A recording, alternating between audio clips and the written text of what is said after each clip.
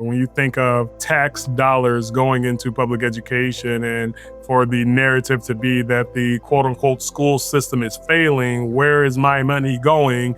Then that's where that trust is eroded right then and there. That is Dr. Andrae Townsel, superintendent of Hartford Public Schools and a nationally respected urban education leader. He believes the fastest way public schools lose momentum is when communities stop trusting where resources go and stop believing outcomes can actually improve. Trust said, hey, I'll be honest with you.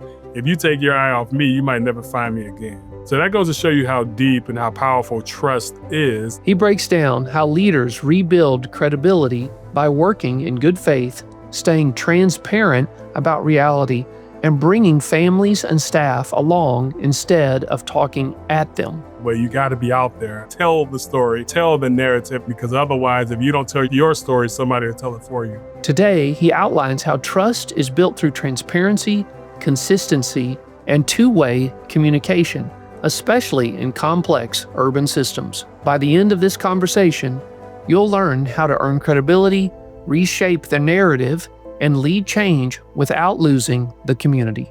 I'm Dr. Matthew Flippin, and this is Transformational Educators.